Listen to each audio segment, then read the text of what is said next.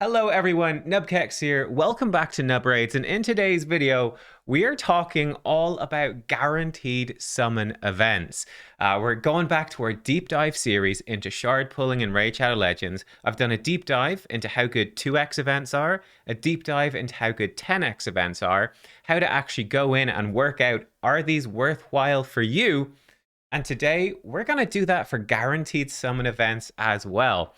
Also, we gotta answer and address the question of why have there been so few recently? If you look at, around this time last year, March, we'd already had a few guaranteed from Ancients, even from Sacreds, and then loads more coming up pretty close together. Why has it been so much more sparse since then? I can definitely give you some theories, some of my guesses as to why I think that is in today's video. And let me put the writing on the wall. We're actually pretty much going to start off with Elva Autumnborn because I think it's such an interesting example. Elva was the last guaranteed champion we had from Sacreds, and I do think there's, with all the Sacred events that have been going on recently in the game, there's a possibility we could see a guaranteed Sacred champion coming up soon. And I fundamentally, for you, want to answer the question. I don't care about you buying shards. I don't really buy shards much at all myself, certainly not sacred shards. But what I want to ask is, for someone who's maybe in the mid game, because I think early in the game, you're probably pulling your sacreds just to hope to get lucky in 2x events, right? That's probably the way to go early game. But for someone who's been playing the game for a few months, you're going to be able to start to save up sacreds, right? You're onto Nightmare, Ultra Nightmare Clan Boss. Is it worth saving them up and holding them and hoarding them? Or should you just be pulling them and just using them for events like 10x events and 2x events? Or is it worth holding on for ages for the possibility of a guaranteed summon? That is fundamentally what I want to answer, not just for sacreds, but for ancients and for voids as well. And you can sort of get a gist from what I've done here. I've got lots of these saved up, not so many sacreds, but I am still saving, and I'll try to break down my reasoning for you. So let's dive into this then with Elva.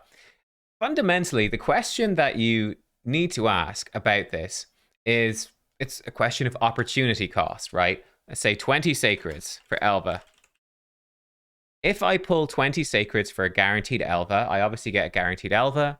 I get the regular 6% chance per sacred shard of pulling a legendary. Cool. So I'm going to get that stuff. But what am I missing out on? Right? What would I get instead if I didn't pull for that? What I'm going to compare it to here is sort of the baseline thing of, let's say, a 2x sacred shard event, because it's an easy comparison to do. So that's what we're going to do. How do they compare? What are the chances that you would get something better from pulling in the 2x versus pulling for Elva? And how do we do that? So I think the way to do it is to go check out like a tier list. So here I've got I looked at Hell Hades tier list. So Hell Hades has a tier list. These are for the non-void legendaries. And he has Elva actually ranked 9th on his tier list. Now I thought this one is a bit questionable. I must tell YST to go and maybe take a look and update this stuff when they're going over the things. There's no Kymar in here. I definitely don't see Drexstar as being the eighth best legendary from shards. That's a bit weird. So I decided to go with the raid, the Aftershock United tier list, which to me did look a bit better with like Duchess, Kymar, Brogni, etc. I felt that was a bit more accurate. They have her 8th, right? So she's 9th on Hell Hades. She is 8th on Aftershock. Pretty similar positions on the whole. So you put that stuff together. She's going to be number 8, say, out of, I believe there are 143 legendaries that you can pull from sacred shards. In other words, that comes out at 5.6%. Elva is better, or there are only 5.6% of champions that you could pull that are better than Elva. She's better than 94.4% of the other legendaries that you could pull, which means that she's very, very good. Elva is very, very good. By the way, I use her in my Nightmare Hydra team. I use her in my arena teams. For me, I don't have a Duchess, so for me, she fills a similar role. Of course, Python has been released since then as well, who also fills a similar role. But there you go. That is what it is. Now, the next thing we have to look at is let's talk about what you would be pulling from the shards. So I've done this in two ways, broken it down in two ways. We looked at this in our 2x video, which is when you actually factor in your mercy system over large numbers of shard pulls. It actually has a pretty big impact on how many shards you have to pull to get a legendary. I'm not going to break that down in today's video. We did an entire video on this. Again, thanks to the Aftershock guys for putting this one together. So that's one way to look at it. Now, we're really talking about, though, with 20 sacreds, it's a pretty small sample size. Now, you will actually hit mercy after 12 summons without a legendary. So what I did, I think it's very difficult to work this out, and you can be at different points in your mercy timer. So I said, you know what? The simplest way to do this and the most clear for you, let's factor in, let's do one calculation using this, which is, you know, thousands of shards, including mercy timer. This is the sort of numbers that you get. And then let's also do it ignoring the mercy system, which is obviously kind of inaccurate as well. It's silly because the mercy system will very likely, most likely have an effect. But let's factor that out. So what do we do? Very simple. Very simple. So factoring the mercy, and let me just paste this over. Essentially, we've got this. We have 20 shards, right? And in a 2x event, you'd be getting, again, factoring mercy in, you'd be getting a legendary every 7.6 shards. In a non-2x, you'd be getting a legendary every 11.8. That's factoring mercy in, like I said, in this large-scale sample.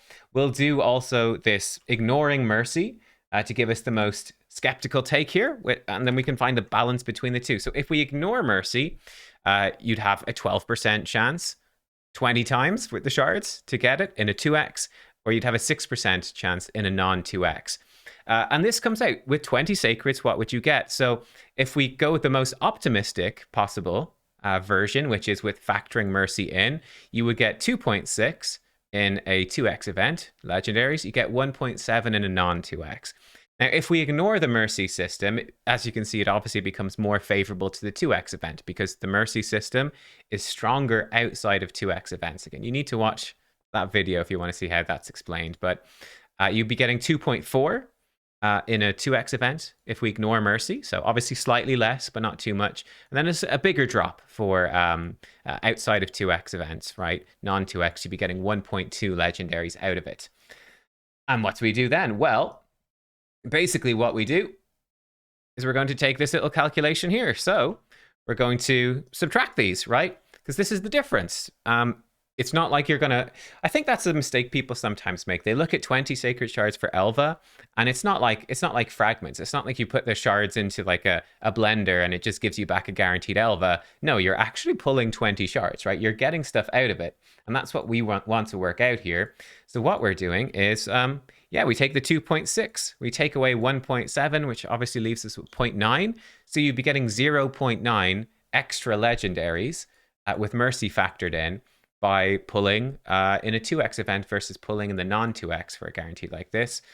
And we're going to multiply that by 5.6%, right? Which is the chance that 0.9 of a legendary would be better than Elva. And that comes out, you would have approximately a 5% chance to get better than Elva, right? So if it came up, and let's say it's a champion of similar caliber to Elva, right? Let's come in. Who's beside Elva? Mighty Uko. Let's say it was Theodore the Savant, right? Theodore the Savant came up, 20 sacred shards for Theodore. Take that as an example. Is that worth it? Well, very similar to here. You pop in the calculations. It would be slightly different because he'd be 7 out of 143. He'd be slightly better. But broadly speaking, if you pulled 20 sacred shards over the course of a few months in 2x events, you would only have a 5% chance of getting something better versus saving for a guaranteed when it eventually comes and it pays off. It really is going to pay off, right? Really is going to pay off. If we factor in with the mercy system ignored, it's less favorable, of course, but it's still pretty good. We factor that in and it comes out, you'd have a 6.7% chance of getting something better if you pulled in the 2x events. In other words, I put this together, and I've put together my conclusion, which is this, right? Put together my conclusion for this, which is, effectively, let's call it a 6%, right? Let's split the difference between these two because, you know, both of these measurements are a bit inaccurate. So let's go the middle ground. Let's say 6% chance of better. So there's a 94% chance that the guaranteed Elva was worth it. Broadly speaking, I mean, it depends on your account. Maybe she's not useful for you as a champion. Maybe, like for me, she was extremely useful. I didn't have a champion like her, so she was huge for my account. But there's a 94% chance that this was really good value. And I think that's really interesting, isn't it? That the most notorious, the most nefarious, the most outraged that raid community have possibly ever been was over the cost of 20 sacred shards for Elva, that it's so greedy by Plarium. It's such a scam. It's a ripoff. Disgusting. We need to boycott all of this. And actually turns out, a 94% chance that it's actually a really good deal. You could even say that they're being generous by giving you Elva for 20 sacred shards. Do I think that? No. And I also don't think in particular that they're being greedy. I think it's a bit weird to call a it's capitalism, right? It's weird to call a corporation greedy. That's literally what they're all trying to do, right? They're all trying to sell you stuff for profit, right? They're trying to make as much money as they can. Greedy is literally the definition. I guess it's not wrong to call them greedy, but that's just how stuff works, right? It's not a shock. It's not unexpected. That's every video game company basically ever. So yeah, I think that's really interesting. Let me show you. I think here's another way to put it actually as well. I thought this was really interesting. In other words, on average, okay, right? Seeing as you have only a 6% chance for better, right? On average, I hope I'm not blocking this. No, I'm not. You would have to skip 16 guaranteed events of similar caliber to get one better champion. You would you get other champions as well. Of course you would. You'd be getting, worse champions on the tier list. But yeah, to walk away with one champion that's better than Elva from a 20 sacred cost guaranteed events, you'd have to skip 16 of those guaranteed events, pulling in 2x events instead to get one champion that's a better standard than Elva. You get one of these. You get like Theodore. Well, you can't get Ninja, obviously, of these. That's a whole lot. That's a whole lot. That's not really super relevant for someone's raid career. Because, I mean, look, there's been what? 1, 2, 3, 4, 5, 6. There's been 6 of them so far. So good luck skipping 16. It's going to take you years. It's going to take your whole life. I think that's really interesting. Now, let me actually break down some voids as well. I just have one example here for voids, and we'll go through this really quickly. In fact, let me minimize this. Let me bring over my original notepad that I'm copy and pasting from. This is Riho. So we do the same thing with Riho, right? So I took the same thing from a tier list from the Aftershock United guys here, because I think they have a good tier list, to be fair. They rank her as 14th.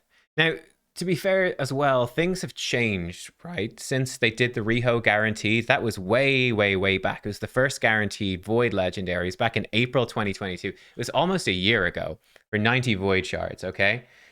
Almost a year ago. It's a really long time. There are more Void champions since then. Obviously, we just got 4 new Void Legendaries with the Supremes. And I think Riho is also in a few ways better than she was back then. She's really good for Sand Devil, really good for like Hard Dragon. She's actually been really relevant for a lot of content that's come out since then. So I'd actually probably rate her higher now than I did back then. Anyway, from these guys from Aftershock, they can you can filter if you want. Let's do it for the sake of the video. Voids, and knock this off and knock off Spirits. So she's obviously not in the top 10. But she is over here 14th. So they have her 14th out of all these Void Legendaries is how they rated her. So we'll go with that for the sake of illustration. 14th out of 48. So there's 29.2% of champions Void Legendaries are better than her, right? She's, she's pretty highly rated, but there's a good chunk that are better. And again, we did the same thing, right? We'll use Mercy factored in, right, which is the same as Ancient Shards here for the number of legendaries we would get with 90 Void Shards for Riho. 90 Void Shards. There we go. Turn that from a C to a D. Ignoring Mercy. So just ignoring it, going to the 1% or 0.5%, just your base percentage chances.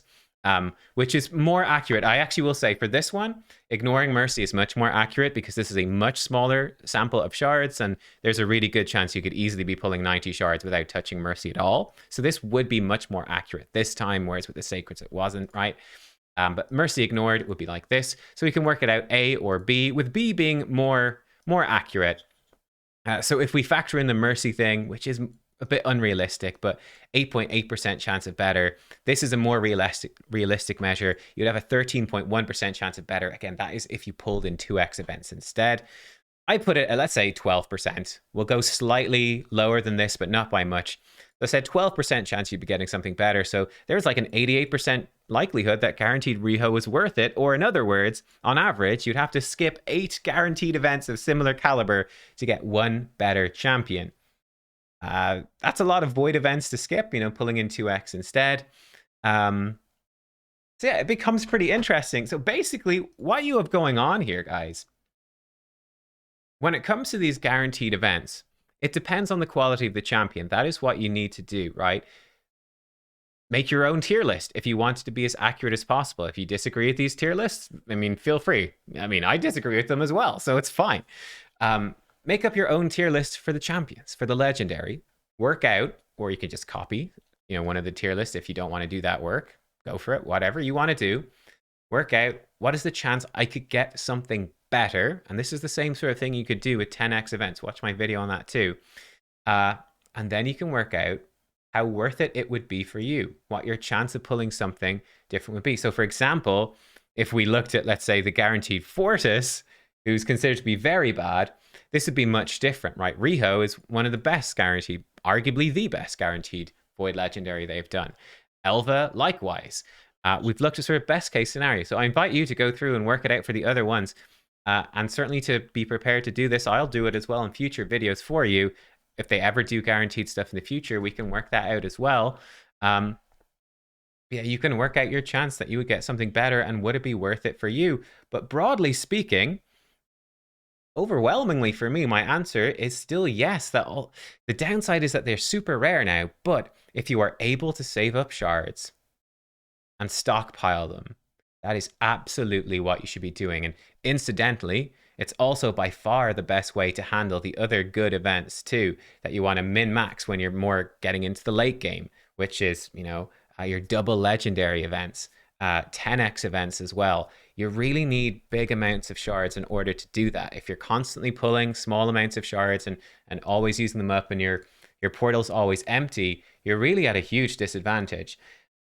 Why have they stopped doing guaranteed events then?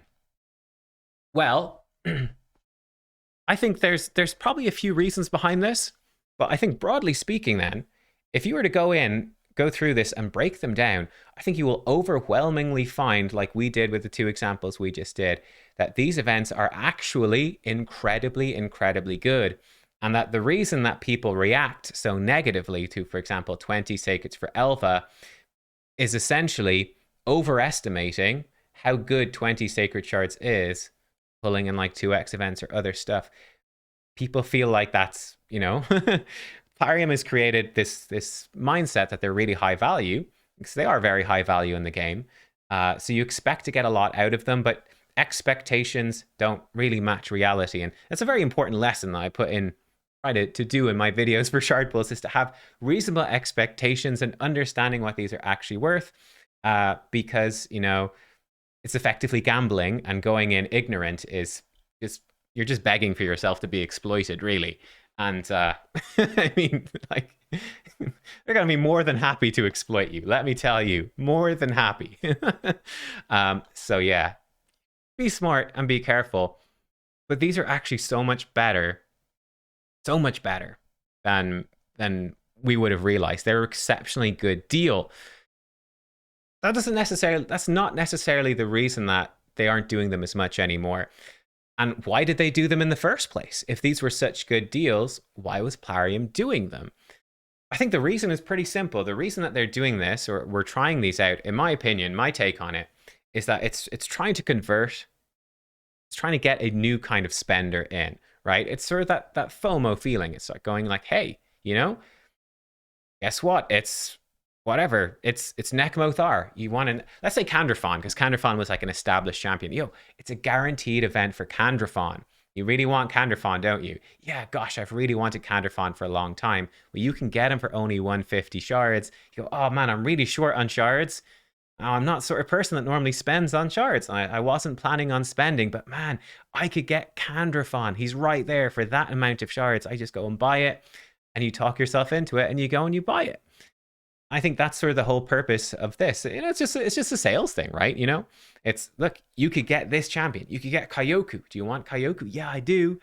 You can go buy it, and here are packs to go buy those sacred shards. And suddenly, someone that wasn't intending to buy those shards, would not have spent money on it, is now spending money, and that's money coming into Plarium, which is important.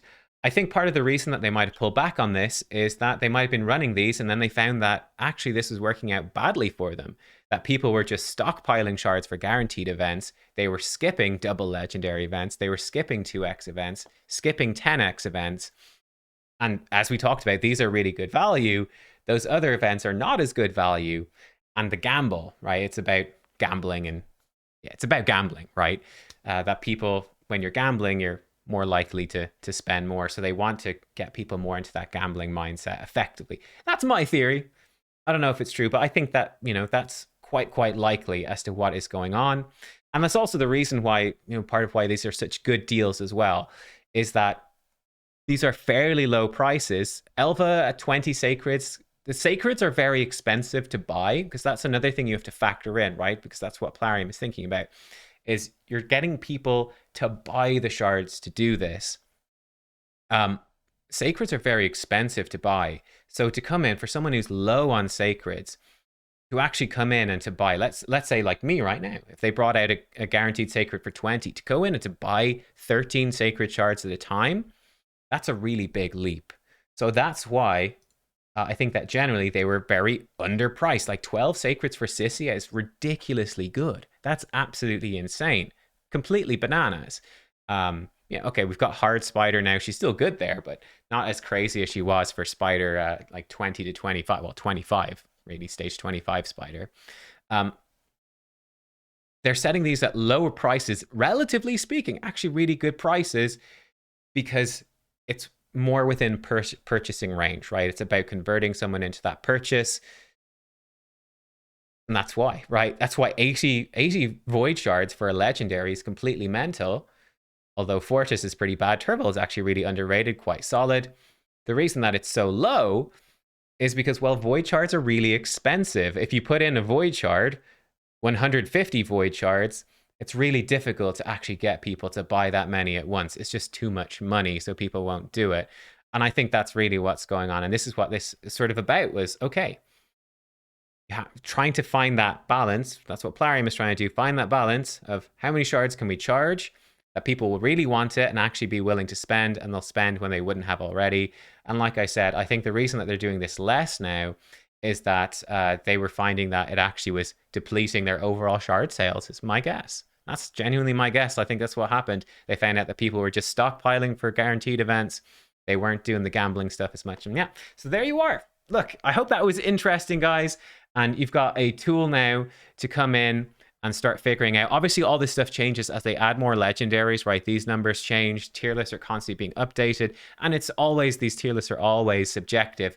But it still gives you a good idea, a good way to go through and to start, figuring out, are these sort of events worth it?